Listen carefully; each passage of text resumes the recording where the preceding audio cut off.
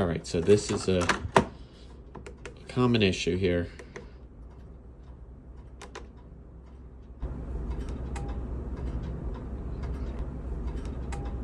Where the Keurig just turns off when it's trying to brew.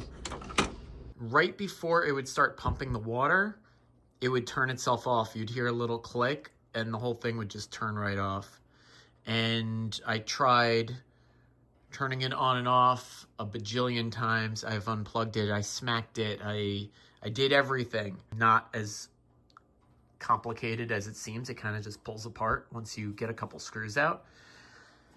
But what finally worked, and which isn't documented anywhere, is I ended up pulling the hoses off of the system here. So I'll just show you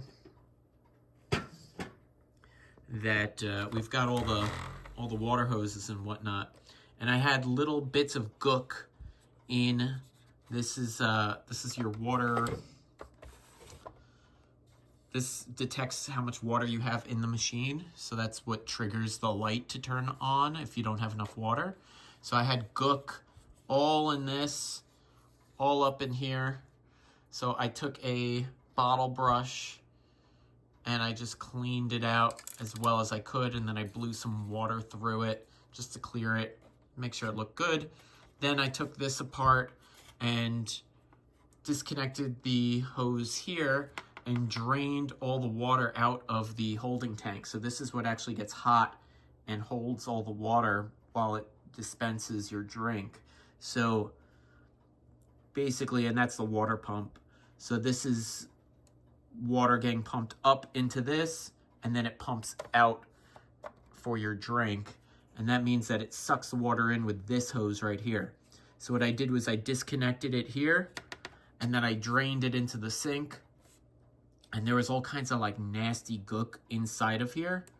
So I just made sure I drained it, and the whole thing, all of this drained out because there was a lot of water that came out.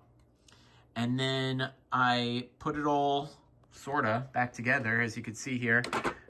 But I put the water tank back on, and just having it unplugged, of course, while I did all this, but having this empty, it triggered the water pump to refill the reservoir.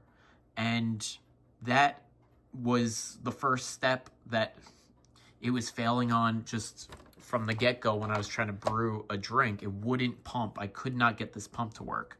So having it automatically run this to fill the reservoir seems to have fixed the issue, because now it knows that there's water in it and it's willing to actually brew. So I'm gonna run it right now. I'll just show you again. It's gonna get nice and hot.